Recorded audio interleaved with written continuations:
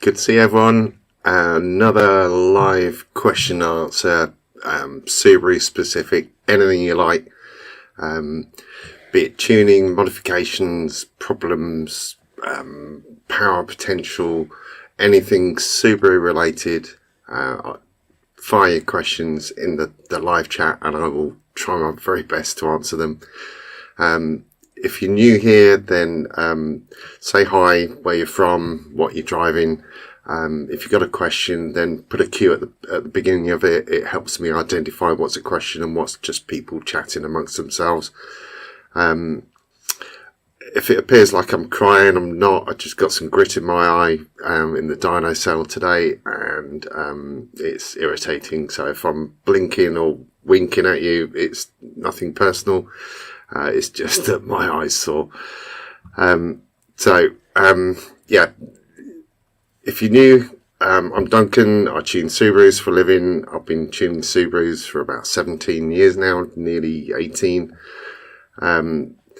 So if you've got any questions, put them to me. I'll try my very best. I'm based in the UK, so we don't have the VB model Subarus over here because Subaru decided that we weren't worth it, which was really annoying. But VA, STIs and EJ engined Subarus, absolutely love them, deal with them every day of the week. So I can see there's a few questions in there already, and I will come on to those. Right, I'll just say hello to some of the regulars: Callan, Zed, Kyle, Lauren, Paul Stead, Neil Brown, hi. So yeah, put your questions down below. Generally this session lasts for an hour. I'll try and keep it less than that if I can, if I'm struggling with my eyes. But bring your questions in as soon as you can, because it gets a bit hectic at the end, and I don't like cutting people off when they're asking questions. If I don't get to your question, then pop it in the comments below the video after it's gone into replay, and I will answer those. And the same if you're watching this on replay, then thank you very much. Put your comment or your question in the comments and I will reply. I'll reply to every single comment, or certainly have done so far. Right, yeah, interesting day in the dyno. I had one of the Academy members, Danny, brought his Legacy GT Spec B twin scroll in for a dyno check before he starts tuning it himself. Nice car, really lovely, immaculate Legacy. And yeah, some other stuff as well. A Bug-Eye WX with a Cyvex install, just as a base map. Still on the standard 420cc injectors, and with some extreme fuel pressure, we managed to get over 400 brake on the standard light blue injectors, which was quite weird and most unexpected. Right, okay, so I have some questions. I'll come on to Kyle's question to start with. How to wire in a Haltech wideband controller for NTK for a Link G4X. Right, yeah, the Link G4 or the Link CAN controller has only got one input. The Haltech has got two input. I found a really good video which will explain everything you need to do on that. Kyle, I will pop a link in the Academy in the Discord group, and you can have a look through that. Answers all your questions on how to set it up, in the software, rather than me going through it at this point. It's essentially the same as a Link CAN Lambda, and yeah, it should just work. So I'll buzz that in into the Discord group for you. There was another question from Carl, which was relating to like the Link CAN Lambda 18 Lambda sensors for breakfast, 3 and 5 in 3,000 miles. Quite expensive, quite annoying.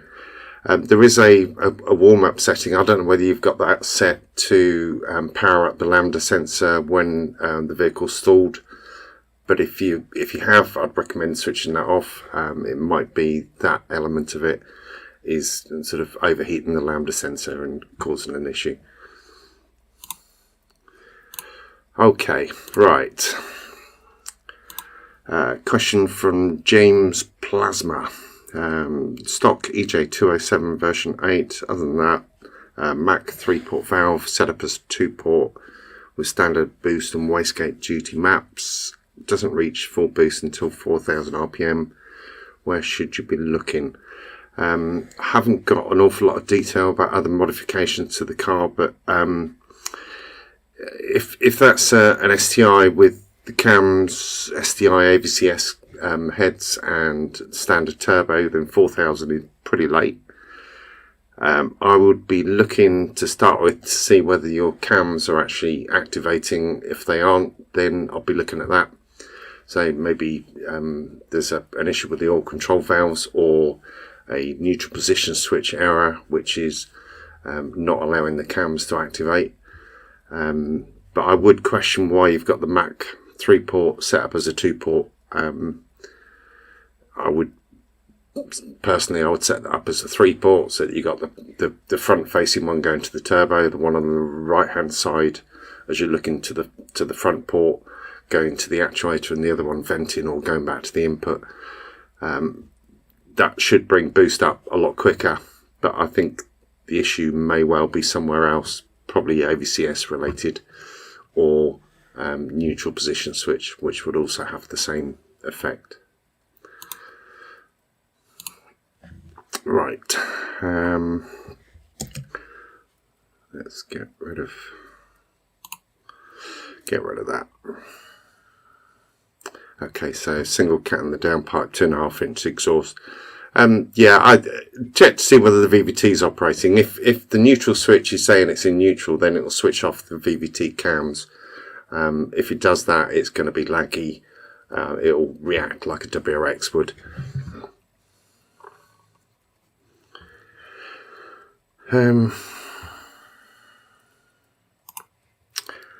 Welcome, Rob. Yeah, first timer. Great, good. Ask a question, and I'll try and answer it. Right. Bum bum bum. Okay, right. Question: what coolant should I use? From Emanuela. Heard that once you switch to blue, you can't go back to the green one. Yeah, in the UK, people either tend to use the blue one or the pink one. From taking apart engines that have been using the pink coolant, I wouldn't ever use it. It crystallizes and in my opinion, it blocks the water galleries. The blue coolant doesn't seem to do that, so I would use the blue. Bum bum bum. God, bloody dust in the dyno cell today.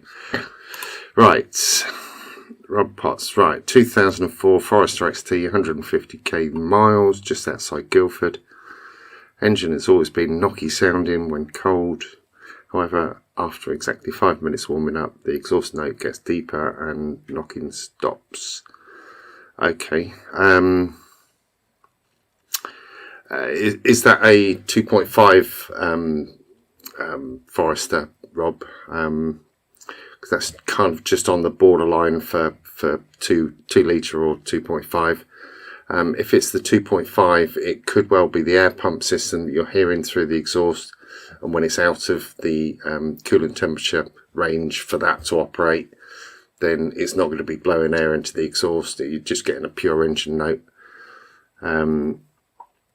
A friend of mine had a Forester that actually had a bottom end rattle about 12 years ago, and it is still running on the same engine 12 years later, knocks the bottom end every time you start it up cold, and still runs. It just refuses to die. The rest of the bodywork has died and it's just failed an MOT, but the engine refuses to die.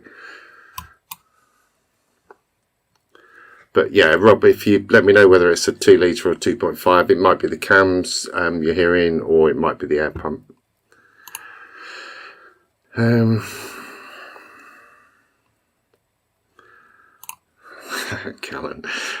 Question: flame kits. Which are the good ones, and why you recommended that versus tuning? I wouldn't recommend flame kits versus tuning. I'd always recommend tuning. I've no idea on what flame kits are good. If it works, it's good. You're best off going to a car show and seeing what people are using. And if you like the kind of flames that they're doing, then buy one of those kits. But I would never recommend it at all. Yeah, a little bit of fun, but okay. Right, Joe Curlon. Hey Duncan, I'm getting a P0328 knock sensor high voltage code. Right, I've had a similar issue with one of my Subarus in the past, where I was parked on a slope facing upwards, heavy rain, into the bonnet scoop, sits at the back of the engine around the knock sensor, and that caused this 328 code. The cure was to park the other way round on the slope, and to reseat the knock sensor, sort of undo it and then re-torque it up.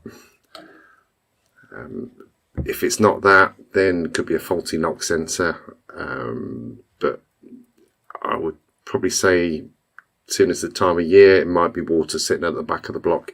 You could drive for about an hour and still there'd be water sitting there. Yeah, it's like, oh, it hurts. Right.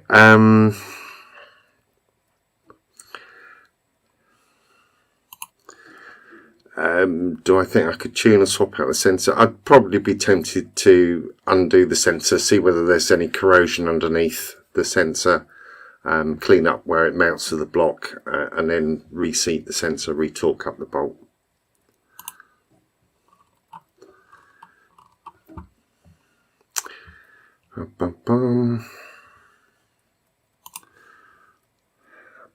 Hi Richard. Yeah, great. Yeah, did very well. 301 horsepower on a on a Blob Eye WX on the standard TD04. Very good.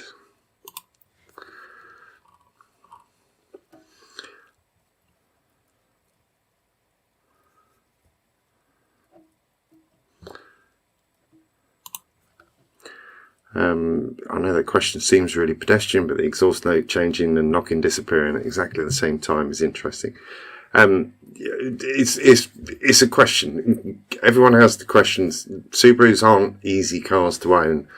Everyone has an awful lot of questions, and if you asked on Facebook groups for answers, then you'd get 50 million different opinions, from head gasket's gone, bottom end's gone, cam belt needs changing, all control valves are broken, God knows what else. And if you followed each one of those bits of advice, you would have a credit card bill the size of, the size of blooming Empire State Building. It'd be huge.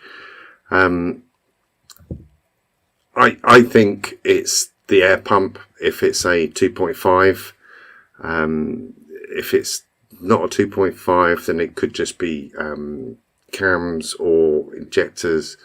But if it's not sounding like it's internal to the engine, it's just sort of an ancillary. It could be a lot of different things. Right. Paul, can you forfeit BHP for more torque? Also, can you tune a car to be quicker off the mark rather than top end? Yes, you can forfeit horsepower for torque. If you ran more boost earlier on, you're going to get more torque. But by doing that, it generates heat, and if you're worried about the peak power figures, then ultimately that peak power figure would be lower than if you built the boost up.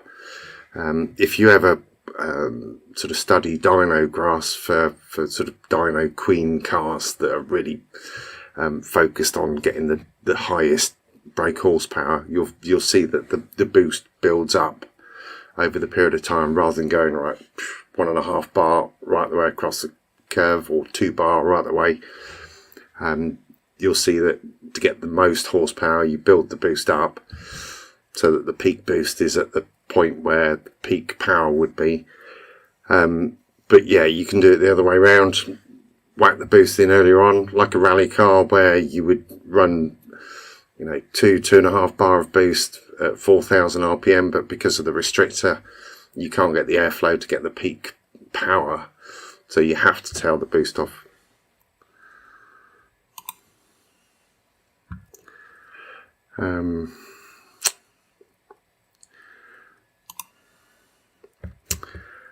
Okay, 2 litre EJ 205.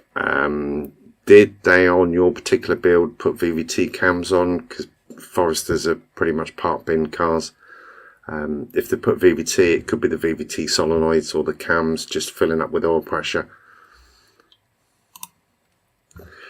Hi Fred, right.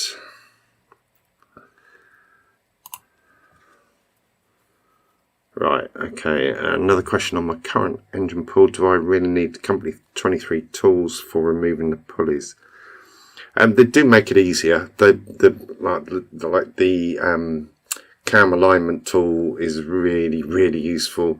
Trying to do that, balancing the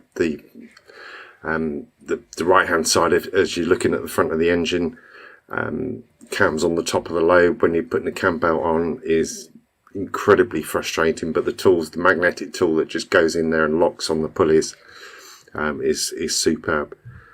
Other than that, bringing the pulley or taking the pulleys off, that should be pretty easy. The crank pulley, if the engine's been in for a while, sometimes takes a little bit of persuasion, but generally a couple of lever bars behind it will come free.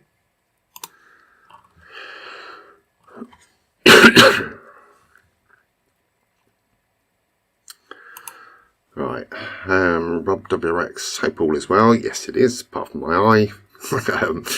Is it normal for the RPM needle to go up and down a little on idle after a turbo pull or spirited drive?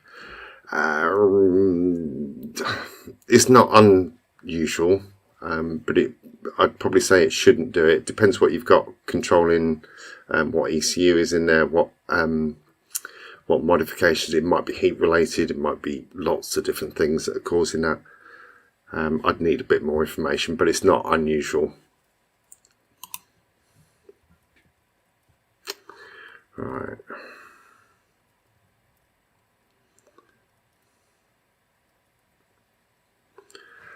Bum bum bum.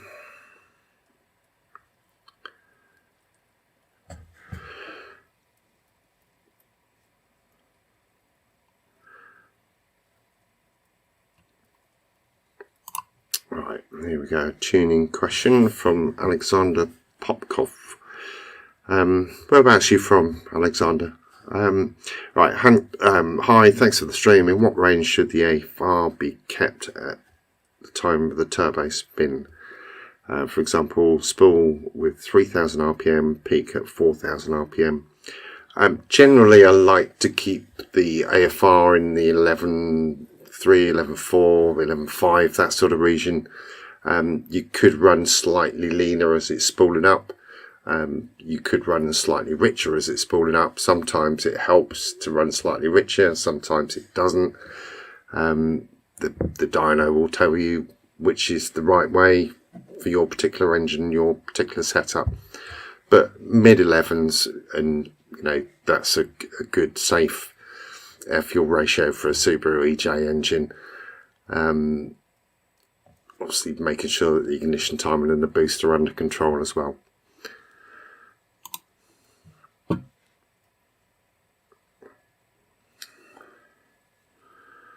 Right, Daniel Brewster. Morning, Duncan. Oh yeah, alright. Question: 10 to 15% E85 to 98 RON for knock and pinging threshold. Not quite sure what you're meaning there, but with about a 15% E85 mixed to 98 RON fuel, you'll probably see maybe 2 or 3 degrees of extra ignition timing. you'll be able to run it slightly leaner because the alcohol will cool the top of the pistons.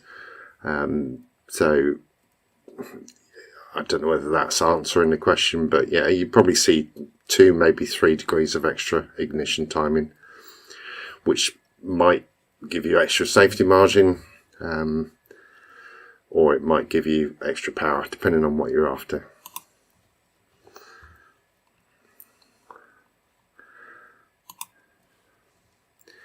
Right, you just want flames. Right, probably the real way, by catalyst straight pipe. Yeah, yeah, catalyst would certainly help, because if you're dumping unburnt fuel into the exhaust, then cats don't like that.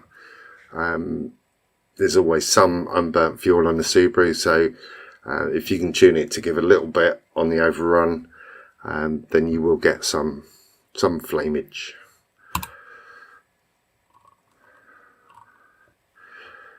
Bum, bum.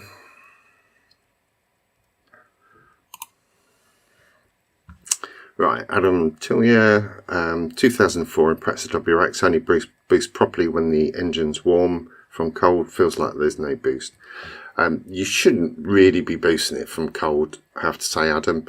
There is facility in the ECU to detune the boost until it's warmed up to temperature. I know I put the parts into the map to actually do that, so depending on who's mapped the car, if it's mapped, then it might be that they've put that in to protect the engine.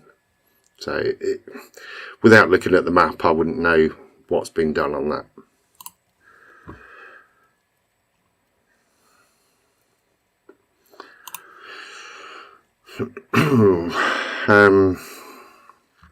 Right, Lauren, any way to change what codes activate limp mode? I have a rare fuel level sensor voltage issue due to my custom temp. Throws it into limp mode and it's a non-issue. Bummer if it happens on track. Yeah, if you switch off the code in the ROM, Lauren, it should get rid of the ability for that code to put it into limp mode. You might have to reset the ECU, but if it depends on the code as to whether it fully gets rid of it. Like the TGV codes, you can switch them off, but it doesn't stop them coming up in the history. So have you tried switching off the code in the ROM?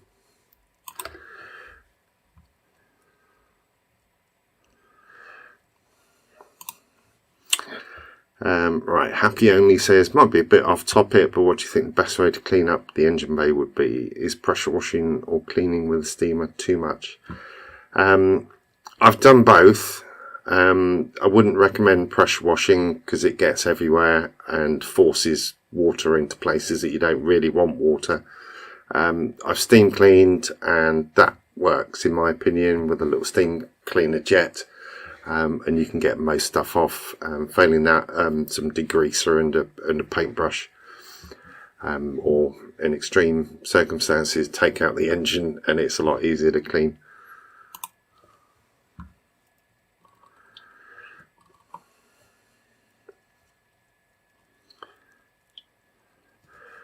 Bum, bum, bum.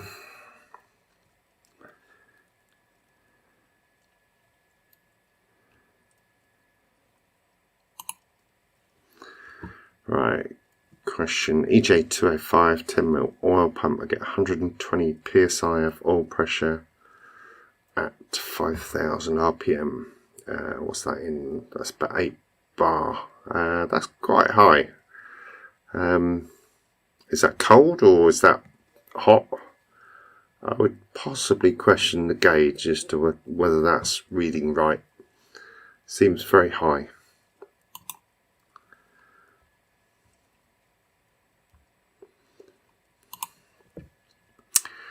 Right, hi. Lunity Owl says, hi, what would the symptoms be of a slight up-pipe leak? Just the turbo would get slightly laggier because some of the gases that should be spinning the turbo up will be escaping outside. You'll smell exhaust gas fumes in the engine bay. And yeah, it would just kind of sound like it's chuffing a little bit. they are prone to leaking, particularly with the cats there. They'll leak around those, or flexi joints if it's aftermarket. Right, evening Daniel.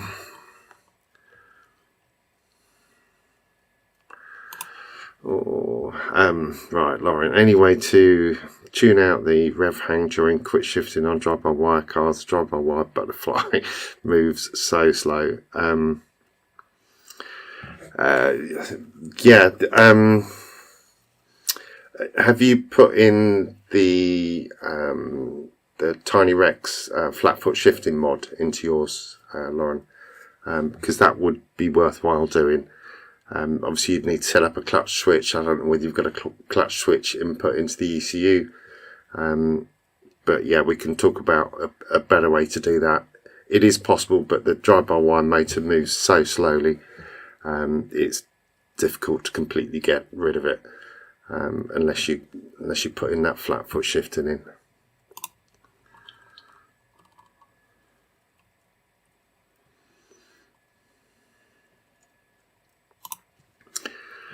Right, Link G4 ECU, VF35 STI intercooler, RPM needle bounces after pull.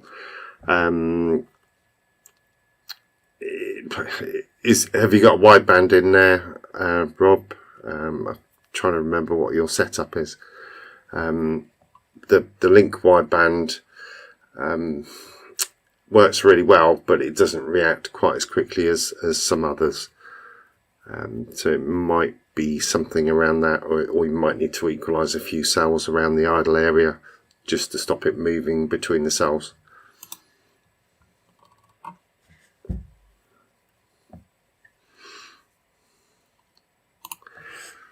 Right.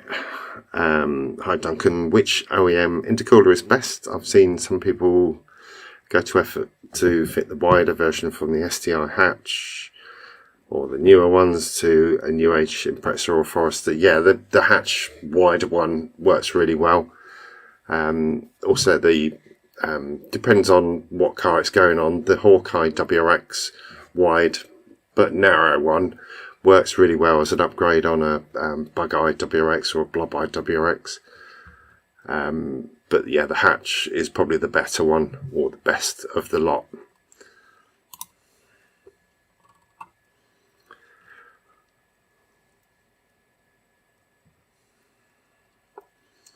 Oh, hold on. Can anyone confirm, while coasting with no pedals pressed, neutral gear, the accelerator pedal, therefore RPMs are slow to react?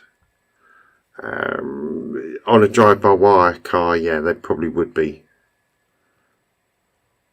But on a throttle cable setup, it should react normally. Boom, boom, boom. Yeah, but right, what's the max boost I can give my stock EJ25 GB270 and not blow the gaskets? Boost is relative. So 1 bar of boost on a TD04 is a lot different to 1 bar of boost on a GT35. Heck of a lot more air going through there on a GT35, so boost isn't the issue. The issue is cylinder pressure. On a TD04, you probably don't want to go above 1.3 bar, because anything above that and the turbo is just generating heat rather than power. With a slightly bigger turbo, you could run slightly more boost, but it's a 2.5. If the head gaskets haven't been done, then at some point they are going to go.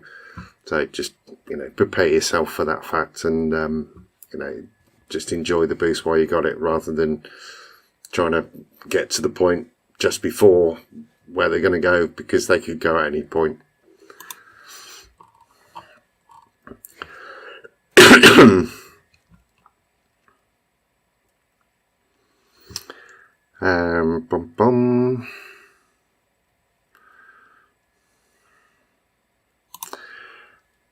Right, you're running 0.9 bar on the Hawkeye 255 with the TD04.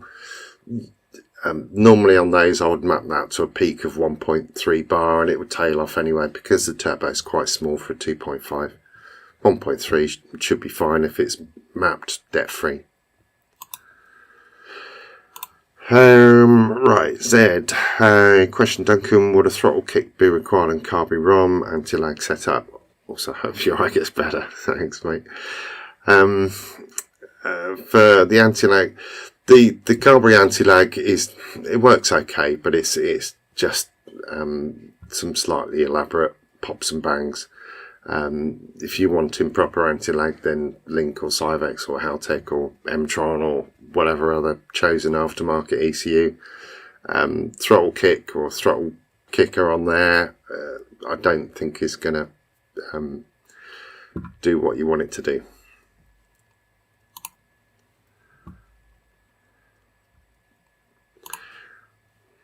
Yeah, and that is the reason you have servo assisted brakes. You would have no brakes.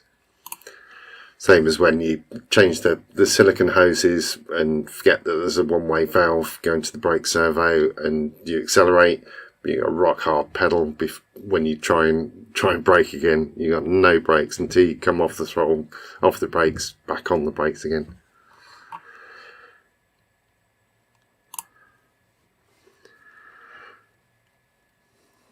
Right, Turbo BRZ. Nice. They should have made one of those from the factory. Right, on track, oil temps are getting up to 125 degrees. Is this dangerous? Got an oil cooler, but may need a bigger one. Yes, you need a bigger one. Or improvements to airflow. Yeah, the thing that I found with oil temperatures, up to 120, if you got really good oil like the Motul 1550 that I used in the track car, it could cope with 120 degrees, but most of the other oils struggle with that, and they start to degrade, and it's not good for the engine, and the engine tends to let you know. I would try with the airflow, particularly the air away from the back of the oil cooler, was what helped the most for me. So ducting away from the back. I had in the end 2 oil coolers, one behind each fog light cover, and sort of daisy chained them, and that seemed to work well. But yeah, bigger coolers are the answer.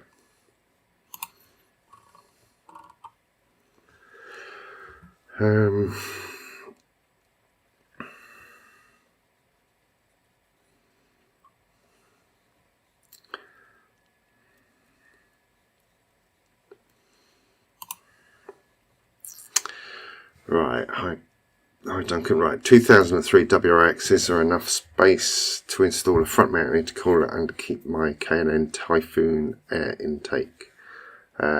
Yes, there is. But it depends on which make intercooler you want to put in there, because there's 2 holes in the inner wing, and depending on which kit that you fit in as to which hole it goes through, and it might interfere with the K&N. You might need to trim the metal surround around it, but there is a way to do it, or you could reverse the manifold if you're really desperate to keep that in there. I'm not a great fan of the Typhoon metal surround, but you know, it works well enough. But it's only really an issue when you're idling or cruising very slowly. Once you've got enough speed, then the amount of air going through that engine bay is massive.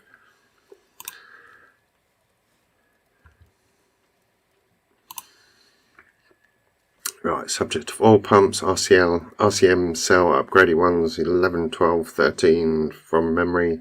When do you need to fit those? I would never fit anything bigger than a 12mm personally. Bigger than an 11mm personally. The 12mm, from advice that I had from Paul Finch, who was a renowned engine builder in the UK, the 12mm tended to cavitate the oil a little bit, and that's never a good thing. 12 mil. If you're doing a rebuild for over 400 horsepower car, then yeah, 11 mil would probably be the way to go. Want to build the engine for the Blitzen, that's going to have an 11 mil oil pump on there, just because I'll be building it up from scratch.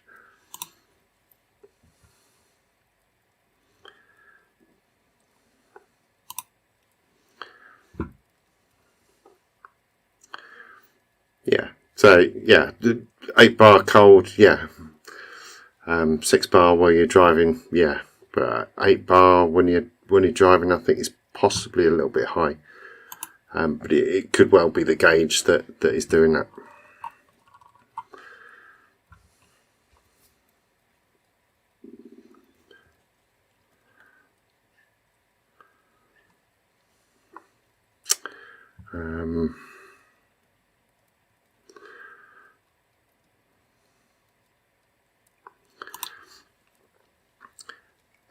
Yeah, Lauren, I think I would recommend that. I'll speak to you about the clutch switch setup, because the standard clutch switch, if you've not, or if you've got one in there at the moment, the clutch switch is quite sensitive, so you might find yourself hitting the rev cut.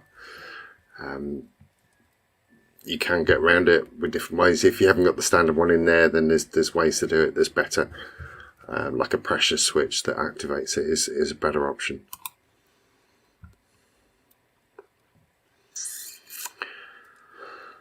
Right, how are we doing time wise? Right, okay.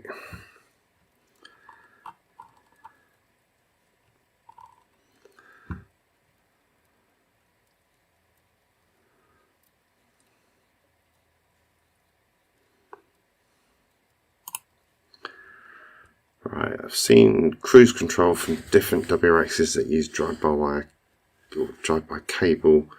We don't seem to have these in the UK.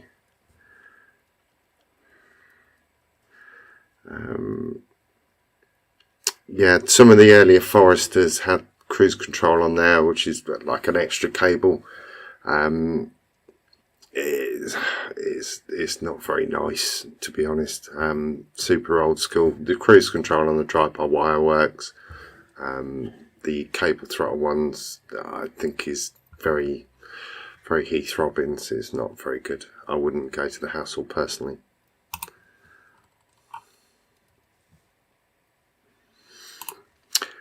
Right, Paul, I occasionally have a small puff of smoke on cold startup, doesn't smoke while driving. Any thoughts? It could either be valve stem seals or a bit of oil on the back or at the exhaust housing of the turbo, which is causing that. It depends on the mileage of the engine. I'd probably say valve stem seals, they tend to leak or drip into the headers, and you get that first little puff of smoke. Depends on the mileage.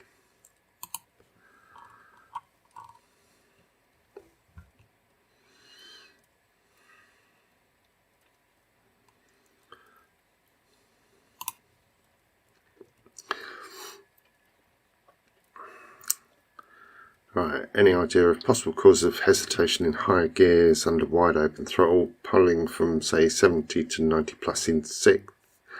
It could be a boost control issue.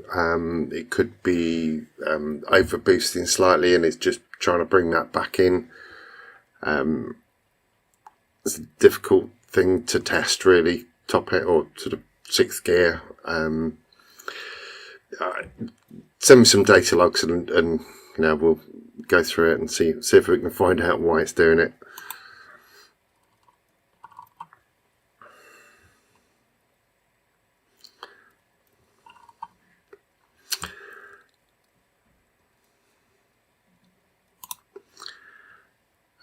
Right, which specific model? Motul 1550. Right, it's a Motul 300V 1550. Although I'm going to do an oil change this weekend, hopefully, if I get a chance, and I'll be putting rock oil carbon in, so I'll let you know how that goes. But the 300V Motul is good.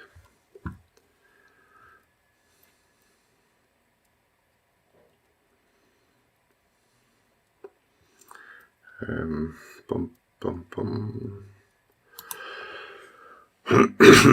Right, which is better spool for turbo on a VF35 OEM decut up pipe and headers versus RCM up pipe and header, OEM up pipe?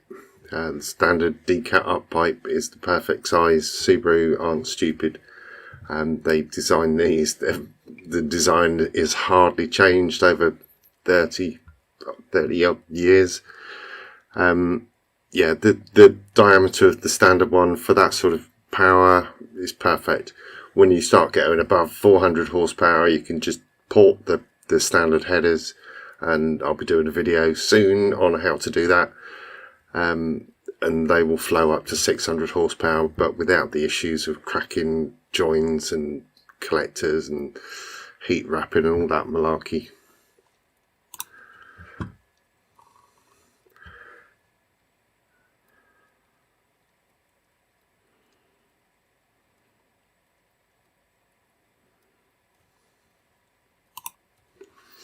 Right, Melvin. Right, I have a 2015, noticed a knock sum on cylinder 4. When driving in the city it reaches around 29. When the car is idling it's about 6. Car is currently tuned. It could be that you have the start of a ring land issue on cylinder 4. I would be looking to do a leak down test on that, just to see whether there's an issue developing there. Yeah, I think if it's a regular occurrence on cylinder 4, then I think that would be pointing me in the direction to investigate it.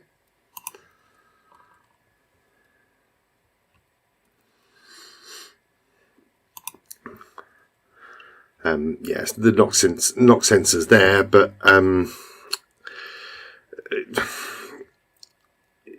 yeah, I'd investigate personally. I'd leak down test, compression check, or maybe get a camera down the bore and just see whether there's anything untoward. I think it warrants investigation. It shouldn't be that much of a disparance or difference between the bores or between the cylinders. Right. Oof. Okay, thinking of getting an air oil separator is the best location for it. 05 WX. It depends whether you're sending it back to the sump. If you're sending it back to the sump, then I would recommend that you put it on the opposite side of the engine bay that the drain plug is on. So on a 05 WX, the drain plug is on the left hand side if you're looking from the front of the car. So make sure that the catch can or air oil separator is on the other side of the engine bay to stop oil travelling up that on high G corners. There's generally some space at the back of the bulkhead on a right hand drive car.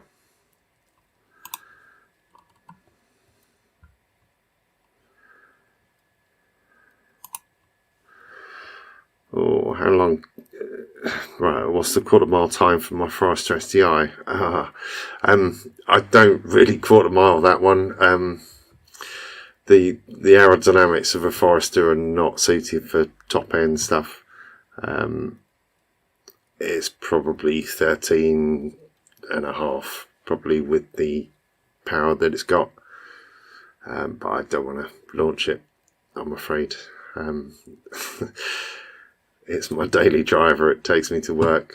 I will have a project car for doing that kind of stuff very shortly. Well, I've got it, but hopefully it'll be running soon.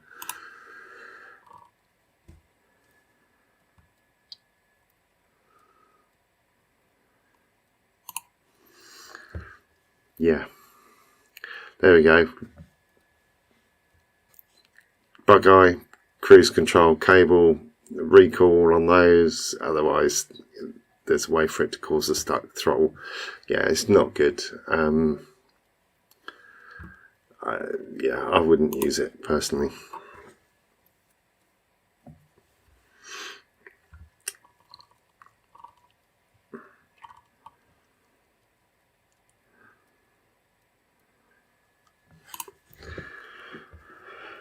Yeah, it is.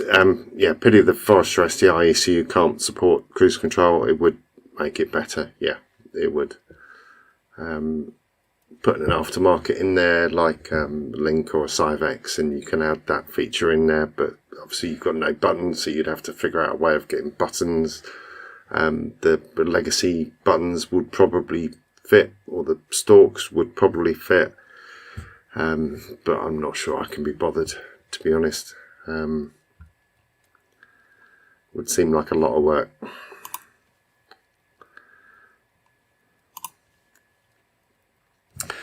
Right, hi Sam. Warm-up enrichment. Car is quick to get to Lambda 1 on warm-up. I've upped warm-up and delay tables, which help.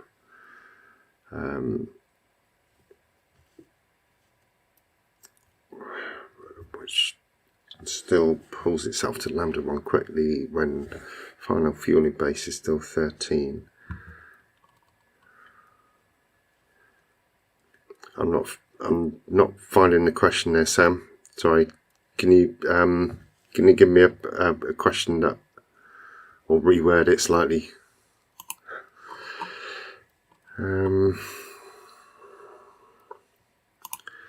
Yeah, Paul, 51,000 miles. If you're getting a little puff, I would probably be looking turbo rather than engine.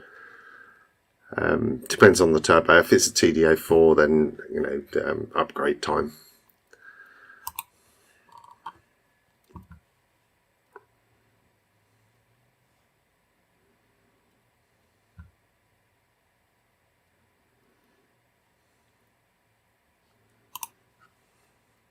Yeah, but you can carry so much more, and you don't get raced by everyone. That no one expects you to be going fast in a Forester STI. I had a little play with a Porsche the other morning, and he was surprised.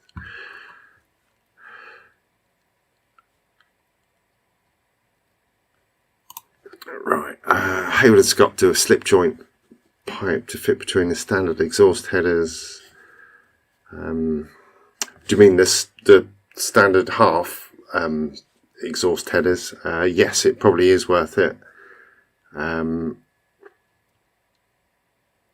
the standard headers, you can pick them up pretty cheap if they go. You can take them off with the turbo in situ. Unless you're after moon power, then it's not worth it. I would go with the standard headers and take the heat shields off, because they always break and rattle. Wrap them if you must, but I've never seen an advantage of that personally.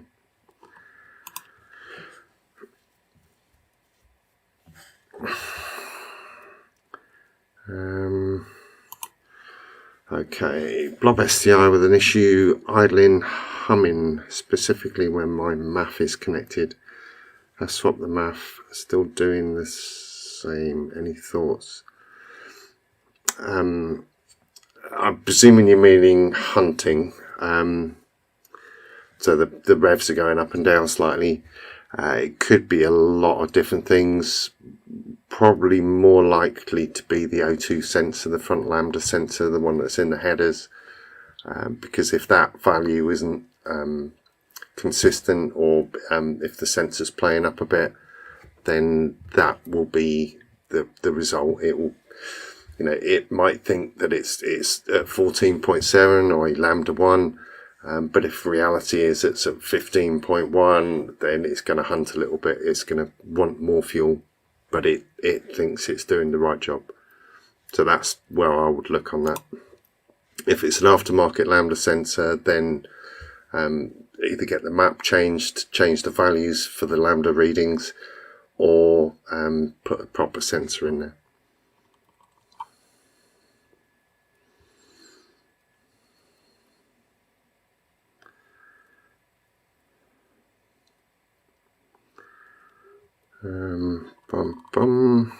Right, how are we doing time wise? Right, a few minutes left.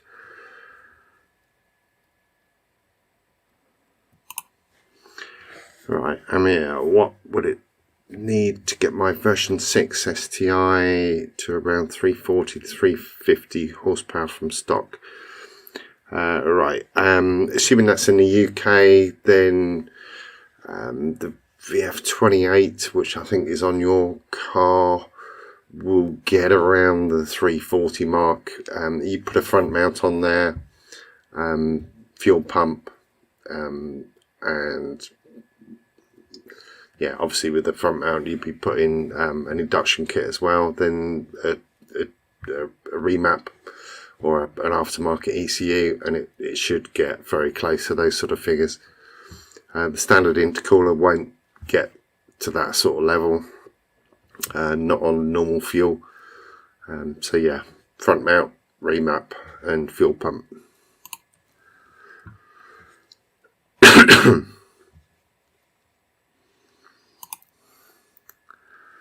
Yeah, meth map 20% easy. Yeah, 0 knock so far. I'm guessing with 20% meth, you've probably added 4 degrees of ignition timing on that, Sam.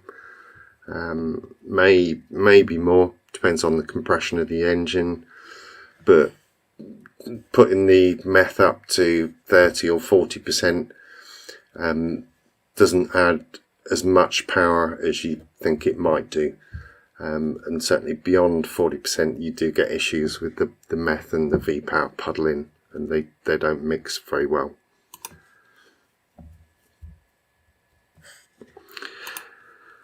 Right, do I need a remap if you fit TGV deletes?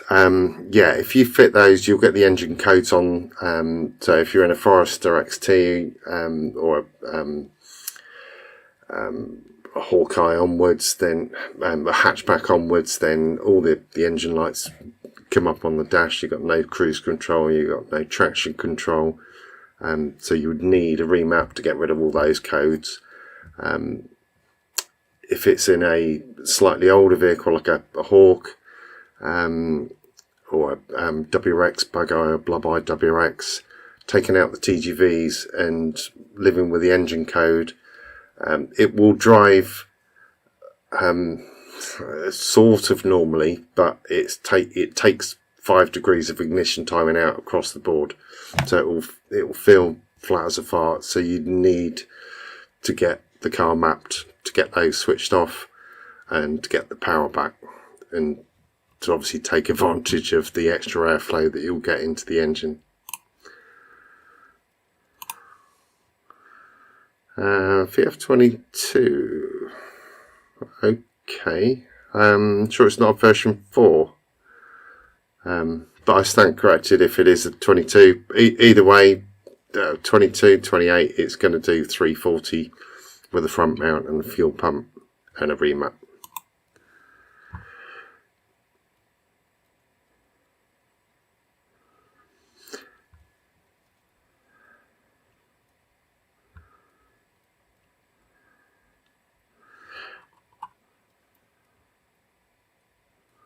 That's right, maybe I'm getting corrected.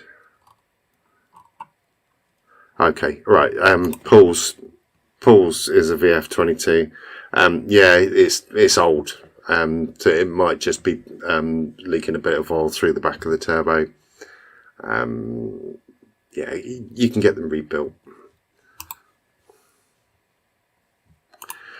And this is, yeah, Amir's VF28 JDM import.